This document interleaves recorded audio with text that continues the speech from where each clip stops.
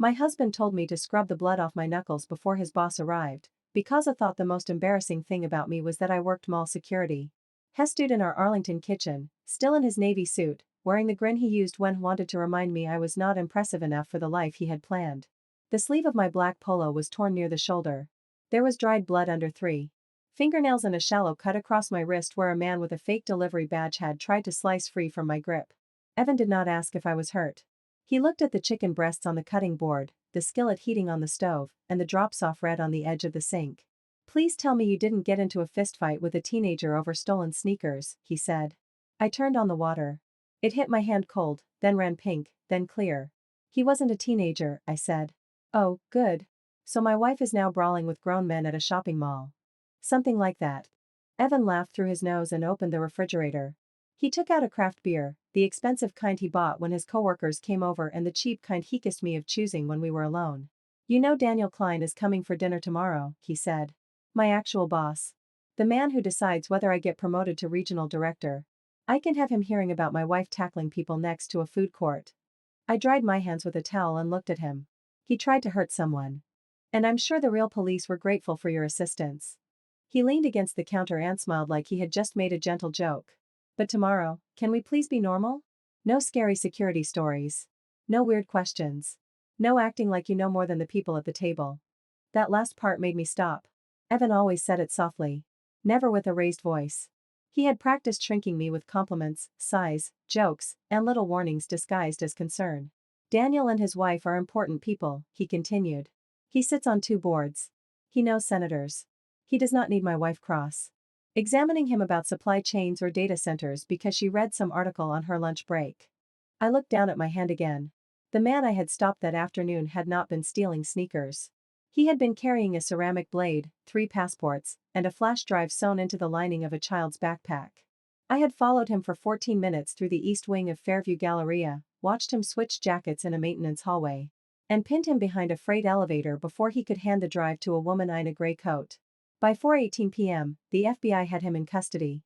By 4:31, my handler had confirmed the drive belonged to a network tied to classified procurement leaks from 4 federal contractors. By 5:02, I was back at my post near the escalators, smiling at a lost mother who asked where the restrooms were. Evan knew none of that. To him, I was a mall guard with a radio, a plastic badge, and a paycheck small enough to make him feel generous when he paid the mortgage. He did not know the mortgage came out of an account with my real name on it. He did not know my real last name was Notred. He did not know I spoke Arabic, Russian, French, Spanish, and enough Mandarin to understand a man lying in a hotel lobby. He did not know the scar under my ribs came from a safe house in Prague, not from a college hiking trip.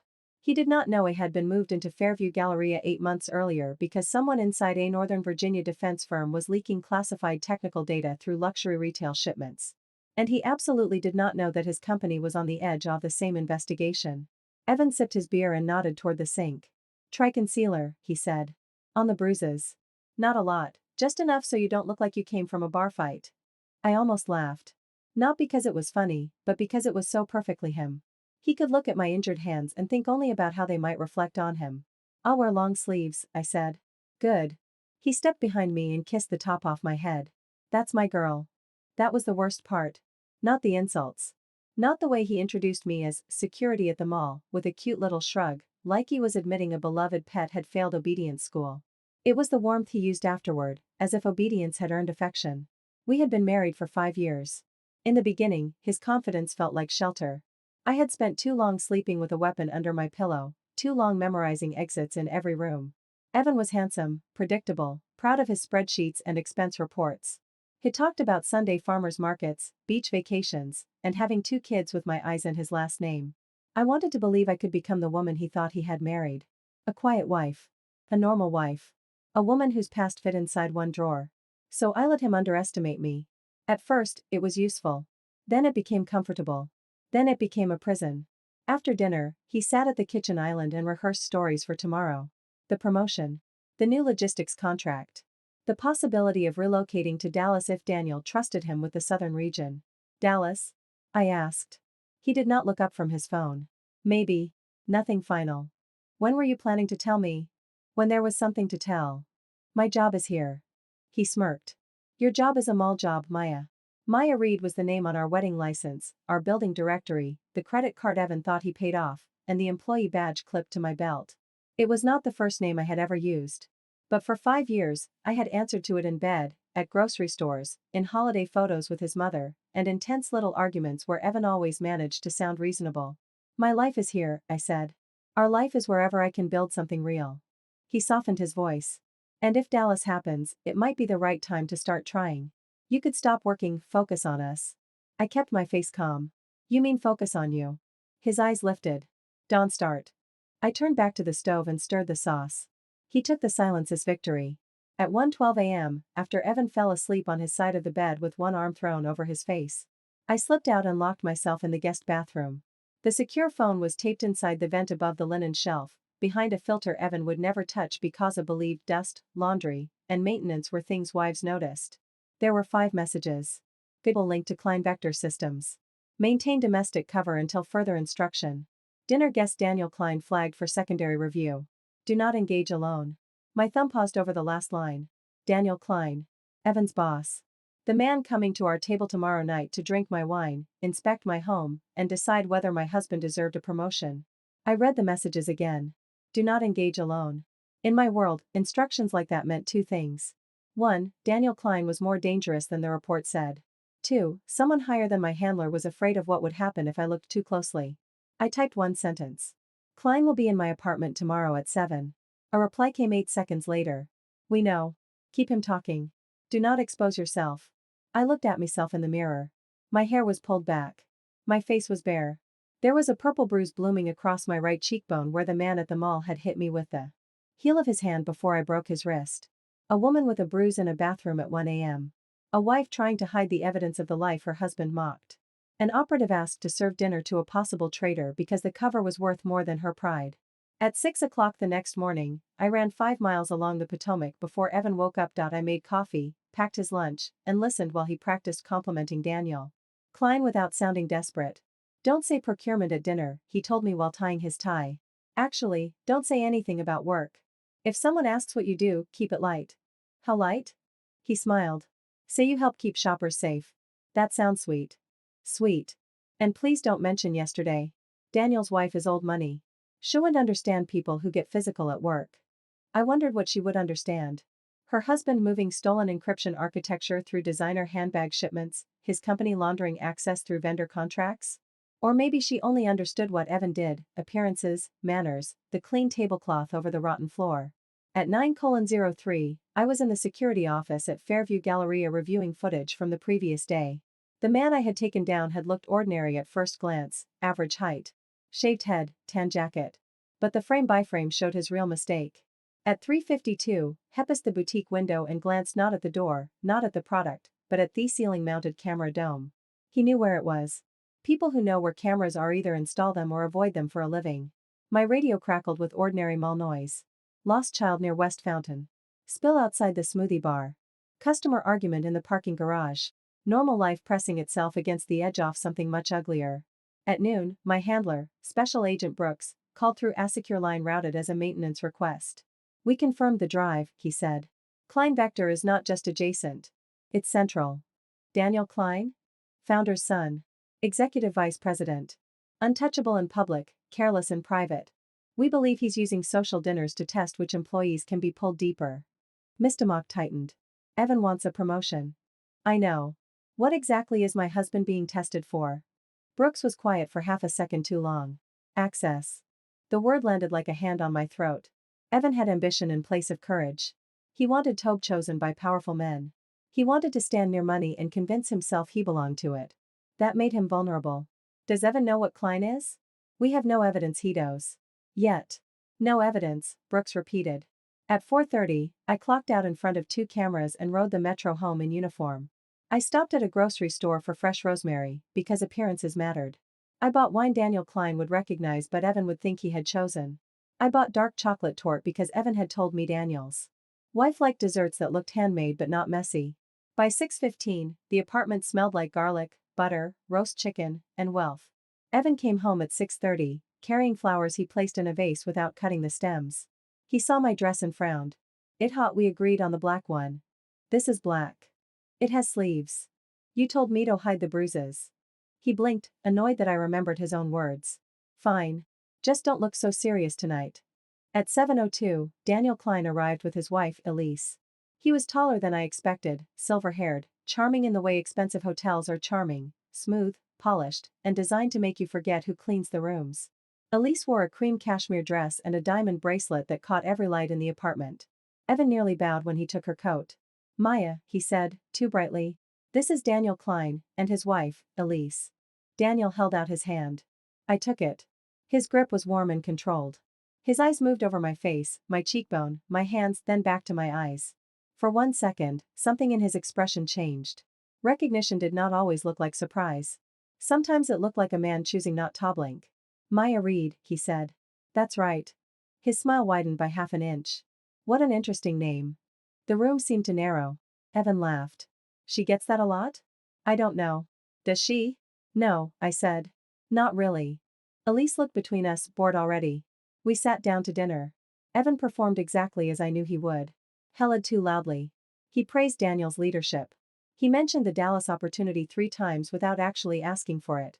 Whenever I spoke, he jumped in to soften, translate, or correct me. Maya works security at Fairview, he said when Daniel asked. It's not glamorous, but she likes routines. Daniel cut into the chicken. Fairview Galleria? Yes, Evan said. The one with the ridiculous parking garage. Daniel's eyes stayed on me. Interesting week there, I hear. My fork paused.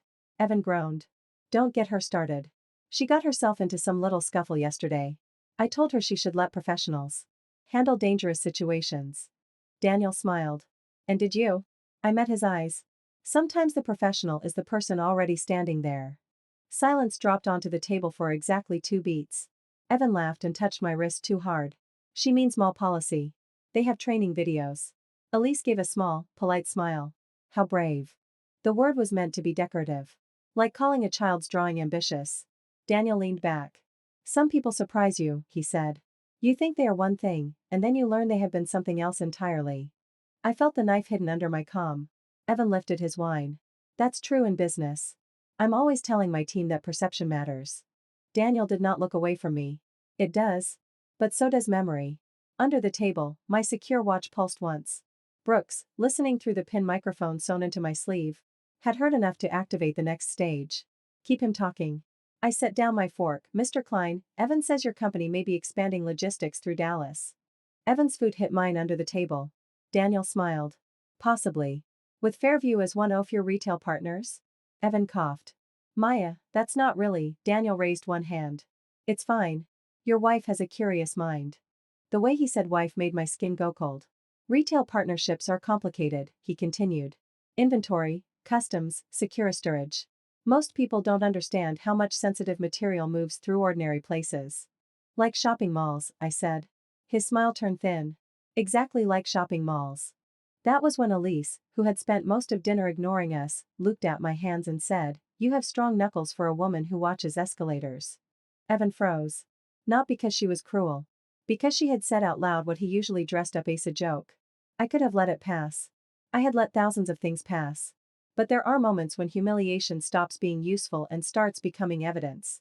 I do more than watch escalators, I said. Evan's face hardened. Maya. Daniel chuckled softly, I'm sure you do. Then, as Evan rose to pour more wine, Daniel leaned toward me and whispered so quietly only I could hear him. Ghosts should stay buried. My heart did not race. It slowed. The old nickname moved through the room like smoke. Ghost. Not mall guard. Not wife. Not Maya Reed. He knew. And if Daniel Klein knew, then tomorrow was already too late. After Daniel Klein called me a ghost at my own dinner table, I kept serving dessert. That was the first rule they teach you, though not in those words. When the room catches fire, do not look at the flames. Pourquoi? Smile. Ask who wants cream. Let the men who think they are hunting you believe they are still invisible. Evan noticed something was wrong, but he misunderstood it in the way he misunderstood almost everything about me. He thought I was embarrassed because his boss had seen through my little mall guard act. He thought I was ashamed of being ordinary. He did not realize I was calculating how far Daniel sat from the balcony door, how fast Elise could reach the hallway, whether Evan would freeze or interfere if federal agents broke through the apartment before the torch hit the plates. Daniel watched me with the patience of a man holding a match near dry grass. So, Maya, Elise said, slicing through the silence, do you plan to keep working after children? Evan gave her a grateful smile. We've been discussing that. No, I said. Evan looked at me. The no had come out too clean.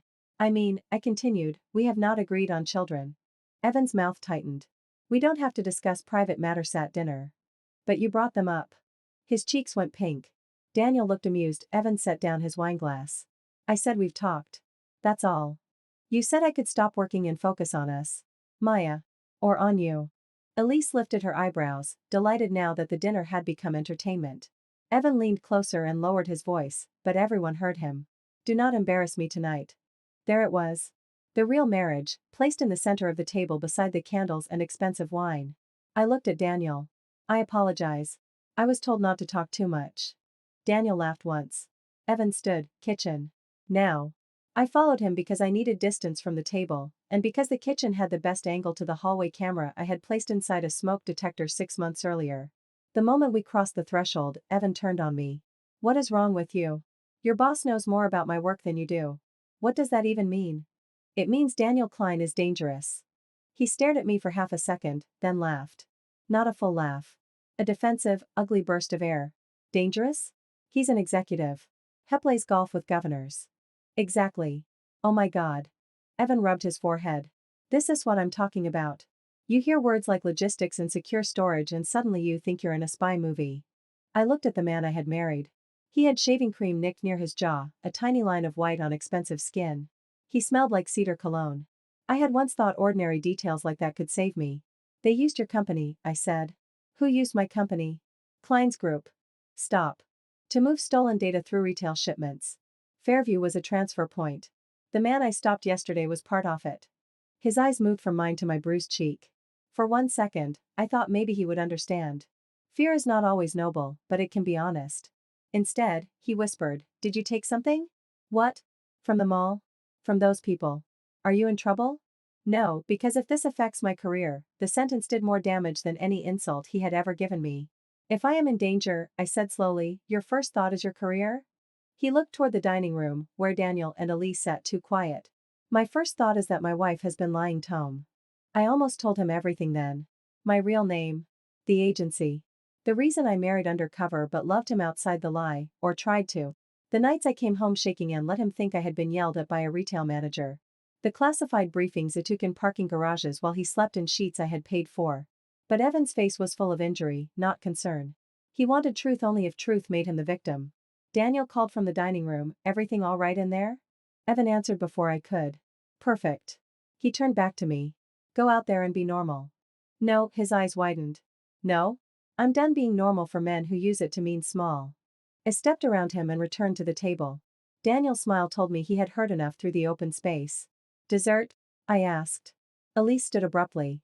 Actually, Weshold go. Daniel did not move. That would be rude, he said. Your hosts prepared such a lovely meal. My watch pulsed twice. Brooks was moving a team closer. Daniel rose, but not toward the door. He walked to the bookshelf near the balcony, where Evan kept framed awards and books he had bought by the foot because the apartment decorator said executives needed hard covers. He touched a photo from our honeymoon in Maine. You married well, he said to Evan. Better than you understood. Evan frowned, what's that supposed to mean? Daniel turned the frame toward me. In the photo, I was laughing beside the ocean, hair whipped across my face, one hand gripping Evan's jacket. I looked harmless. Happy, even. Daniel looked at that woman with contempt. It means some assets hide in plain sight. I moved before his hand reached his jacket pocket. But Elise was faster than she looked. She threw her wineglass at the floor. It shattered between Evan and me. Evan flinched back. Daniel used the half-second to pull a compact drive from the inside of his jacket and toss it toward her. She caught it and bolted for the hallway. I went after her. Evan grabbed my arm. Stop making this worse.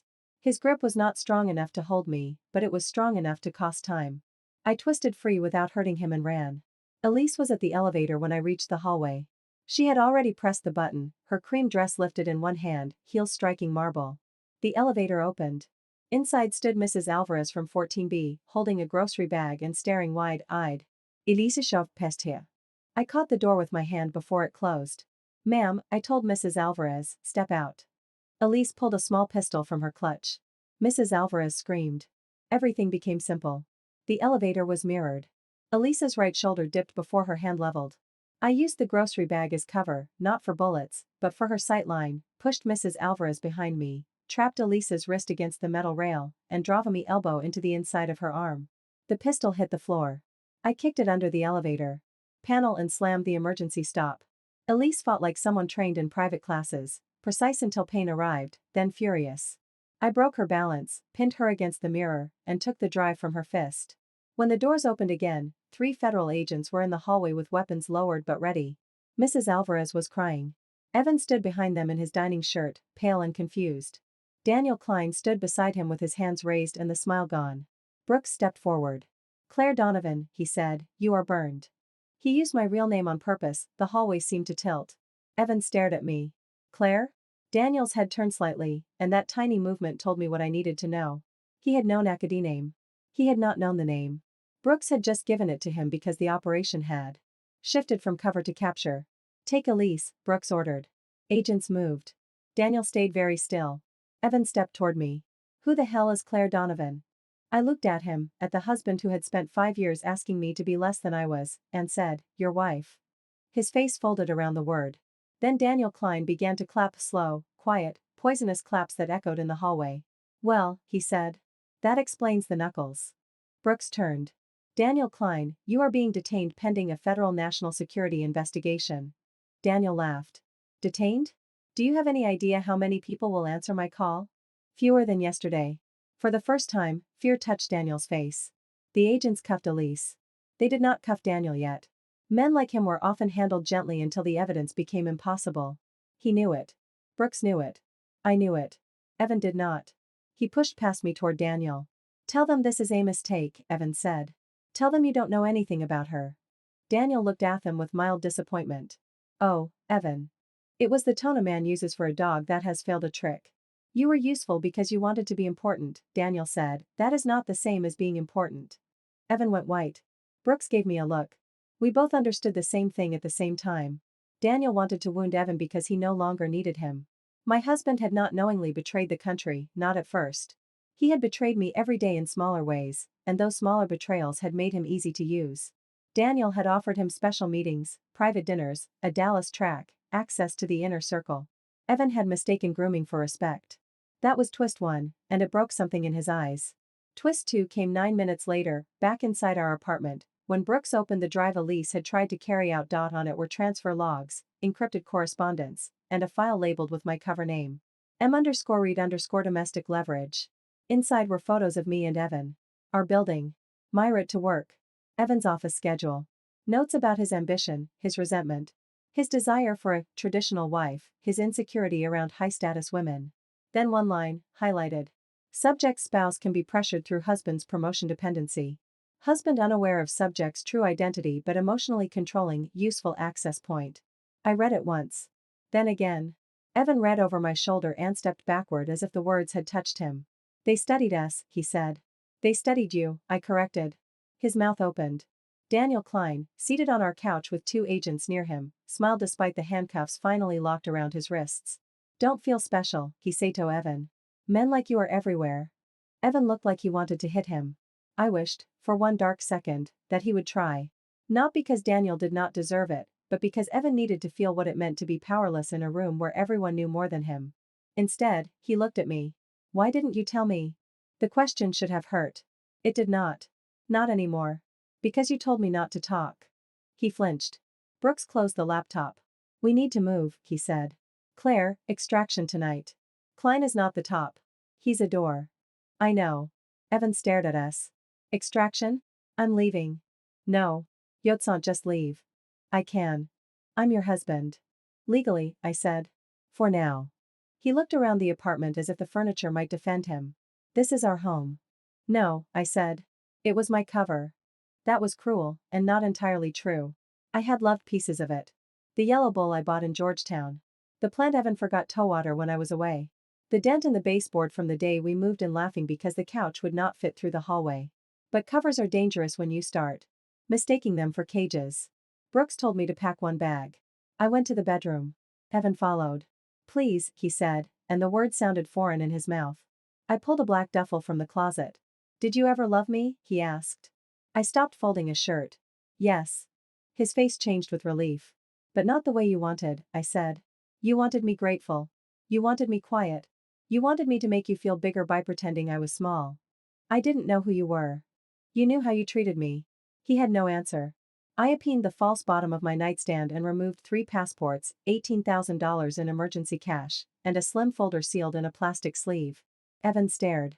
What is that? Your goodbye gift. He almost laughed, because he thought I was joking. I handed him the folder. Open it after I'm gone. No. Open it now. You won't like yourself if Ito. His jaw tightened. There was the man from the kitchen again, the man who could only handle shame by turning it outward. I deserve the truth. You had 5 years to ask for it without contempt. He grabbed the folder from my hand. Fine. He opened it. I did not stop him. The first page was my real name. Claire Elise Donovan. The second page was a limited service record, sanitized but official enough to ruin his disbelief. The third listed education he had never imagined, Georgetown, Defense Language Institute, a fellowship he once called impressive when Daniel's assistant had it on LinkedIn. The fourth page was financial, the apartment down payment, the mortgage transfers, the emergency repairs, his designer suits purchased on a. What is this? Receipts. He flipped to the next section. That was where the cruelty sharpened. Contracts his team believed they had won because Daniel liked him. Accounts saved from exposure because I had delayed an investigation to protect my cover. A merger risk assessment quietly redirected by my office before it swallowed Evan's division. Names of men who had called him promising when they were really evaluating whether his ego could be exploited. I had not built his career. That would give me too much credit and him too little responsibility. But I had protected the floor under his feet while he praised himself for not falling. His hand began to shake. This isn't possible. It is. You used me. At first, yes. Hell looked up, devastated. And then? And then I tried not to. Outside the bedroom, agents moved through our apartment. Drawers opened. Devices were bagged. The life Evan thought he owned was becoming evidence. He sat on the edge of the bed. I was a mark. You were a vulnerability. That's worse. Yes. He covered his face with both hands. I could have comforted him. The old version of me would have. She would have sat beside him, touched his shoulder, softened the blow so he could continue believing he was still the center of the damage. I zipped my bag instead. At the bedroom door, I turned back. The promotion was never real, I said. He lowered his hands. Daniel needed you hungry. That's all. I left him sitting there with the folder open on his knees, surrounded by the proof that the woman he had mocked for wearing a security uniform had been the only reason he had not been swallowed whole. By 3:40 a.m., I was in the back of a black SUV crossing the 14th Street Bridge while Washington slept under a cold rain. Brooke sat beside me, reading updates from Adablit. Daniel Klein had invoked attorneys. Elise had requested diplomatic contacts she did not have. Klein Vector's internal servers were being mirrored under warrant. Evan had called me 6 times in 20 minutes and then stopped. I watched the river darken under the streetlights. Are you all right? Brooks asked. That question is a trap in our line of work. If you say no, people look for cracks. If you say yes, they believe you are made of stone. I'm operational, I said. That is not what I asked. I did not answer. The safe house was outside Baltimore, a brick colonial that looked like every other expensive house on a quiet road. Inside, it smelled of coffee, printer toner, and stress. Agents in jeans and tactical boots moved between laptops. White bards showed names, arrows, bank accounts, shell vendors, port schedules, and one photo of Daniel Klein at a charity gala smiling beside a senator who would claim by morning that they barely knew each other. At 5:10, Brooks briefed the room. Klein Vector has been used to pass restricted technical schematics through retail logistics networks for at least 19 months. Fairview Galleria was one transfer point. Dallas expansion would have opened a southern corridor. Evan Reed was being groomed as an access manager, likely without full knowledge. Likely. The word bothered me, and Brooks knew it. He was not cleared for the real operation, Brooks said, looking at me. He was leverage. I nodded. That should have been relief. It was not. It is a strange thing to discover your husband was both innocent and guilty. Innocent of treason, guilty of vanity. Innocent of espionage, guilty of making himself the kind of man criminals could read in one dinner. By noon, the story hit local news without my name. Federal investigation targets defense contractor executive. Retail logistics network under scrutiny. Unidentified security employee assisted agents. The internet did what it always does. It made jokes, guessed, and blamed everyone. Evan's company issued a statement about cooperation. Daniel Klein's attorney called the allegations a misunderstanding. At 2:17 p.m. Evan's first message came through. Really? I did not respond. At 2:29. Did you ever plan to tell me? At 2:46. The apartment is full of agents. Mrs. Alvarez thinks I married a criminal. At 3:03. Please call me. I turned the phone face down. Brooks watched me. You don't owe him immediate answers. I know. Knowing is different from feeling. That was the trouble with Brooks. He had spent 22 years watching people lie and still believed truth mattered. The final confrontation came 2 days later, not in a courtroom, not in a dramatic federal building, but in a conference room at a Hyatt near Dulles with beige walls, burnt coffee, and a view of a parking lot. Evan asked for it through his attorney. Brooks advised against it. I agreed anyway because endings rot when you leave them sealed. He looked smaller when walked in. That surprised me. Evan was still handsome. Same neat hair, same tailored coat, same expensive watch. But the performance had drained out of him. His shoulders sat lower. His eyes were rimmed red. He looked like a man who had discovered the mirror had been one-way glass for years. A federal attorney sat at one end of the table. Brooks sat near the door. Evan's lawyer, a woman named Patricia Vale, opened a leather notebook and warned everyone that her client was cooperating voluntarily. Evan did not look at her. He looked at me. Claire, he said. My real name in his mouth sounded like a borrowed coat. Maya, he corrected himself. I don't know what to call you. Claire. He nodded. Claire. Patricia began with practical matters. Devices seized. Cooperation. Work communications. Whether Evan had knowingly moved files, signed off on shipments, or accepted money beyond salary and bonuses. He answered carefully, sometimes too carefully. Sometimes with humiliation that seemed to choke him. Then the attorney asked about Daniel. Mr. Reed, did Daniel Klein ever ask you to provide access outside your normal responsibilities? Evan swallowed. He asked me to be flexible. What does flexible mean? He said high-level work required trust. That some shipments could not be delayed by ordinary compliance checks. Did you approve them? I flagged them for expedited review. Why? Evan looked at me. Because I wanted the promotion. The room stayed still. That was twist 3, not because it shocked anyone legally, but because it was the first honest sentence I had heard from him in years. Patricia touched his arm. Evan, no, he said. That's the answer. The federal attorney wrote something down. Evan leaned back and laughed once, without humor. It hot he saw something in me. He did, I said. Everyone looked at me. I had not planned to speak. He saw hunger, I said. He saw a man who needed approval so badly he would confuse flattery with trust. Evan's eyes filled, but he did not look away. I know. Do you? Yes. His voice cracked. I read the folder 4 times. Then I read the notes they had on me. Traditional wife. Promotion dependency. Status resentment. Do you know what the worst part was? I said nothing. The worst part was that none of it was wrong. For 5 years, I had imagined revenge as a clean feeling. I thought if Evan ever saw himself clearly, I would feel vindicated. Powerful. Free. Instead, I felt tired. He turned to the attorney. I want to cooperate fully. Patricia closed her eyes. I signed 3 expedited approvals Daniel asked for, he said. 1 last month. 2 this week. I did not know what they contained, but I knew he wanted them hidden from normal review. I told myself that was how executives operated. The federal attorney's pen moved quickly. Brooks looked at me. This was bigger than we expected.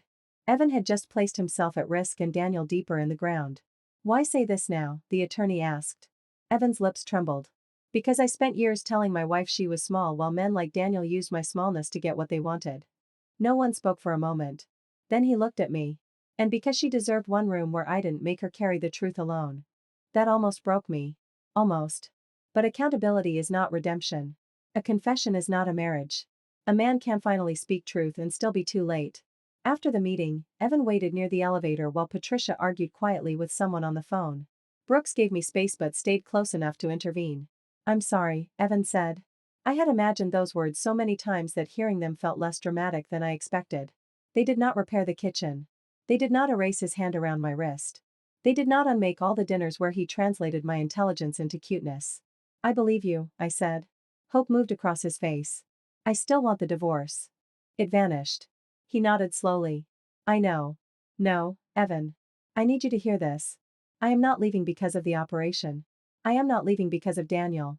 I am not leaving because you were used. His eyes shone. I am leaving because before any of that, you were cruel in ways you had learned to call normal.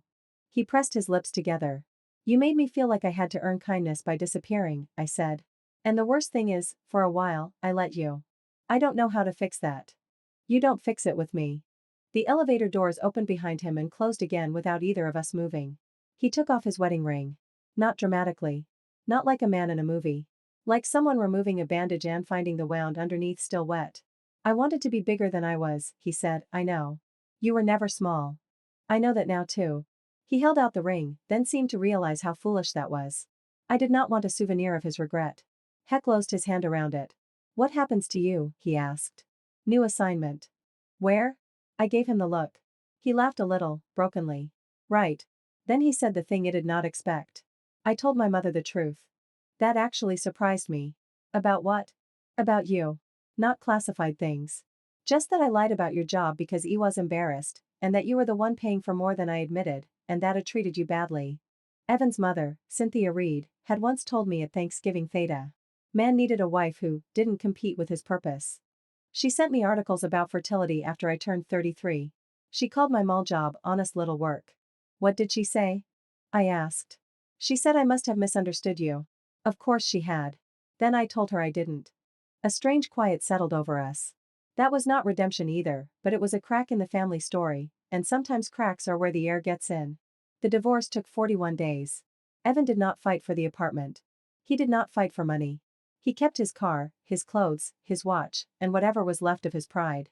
I signed from a secure facility in Virginia under the name Claire Donovan while a notary pretended not to notice the armed guard outside the room. Daniel Klein was indicted 3 months later on charges that made national news for 2 days and then disappeared beneath.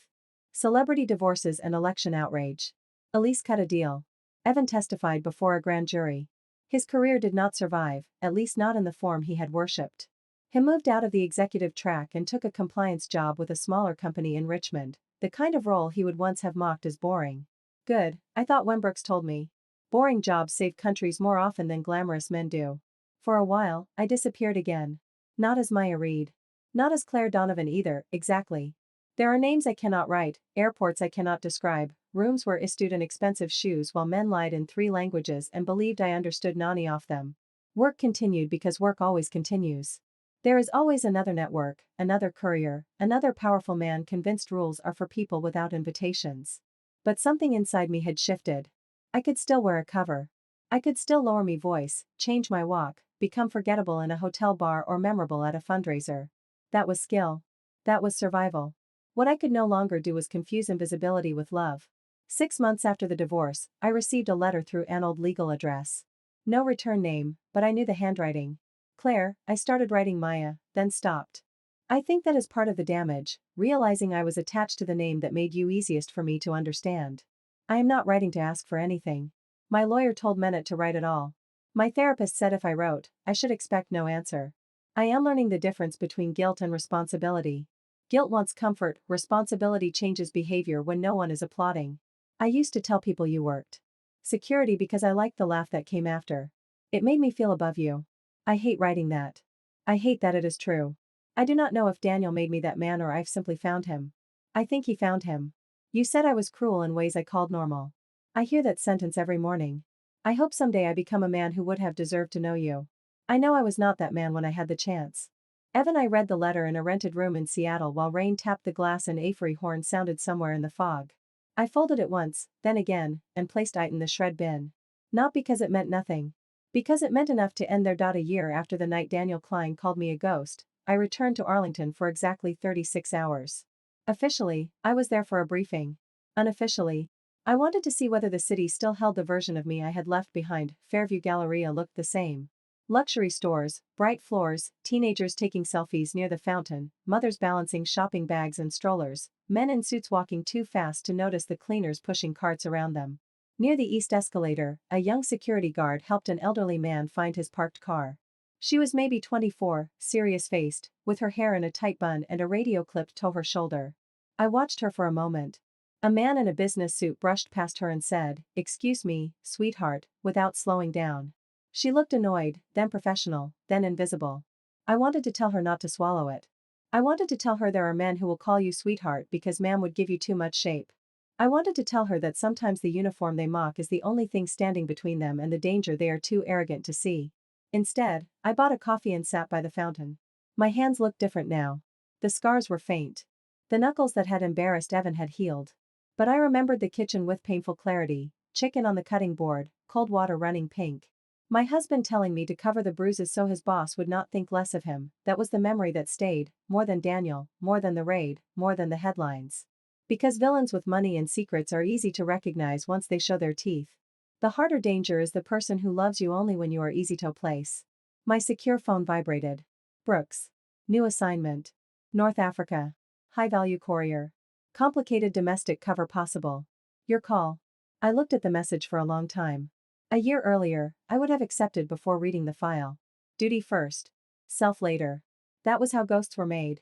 This time, I typed back, send details. No spouse cover. No pretending to be less than I am. The reply came quickly. Understood. I smiled. Not triumph.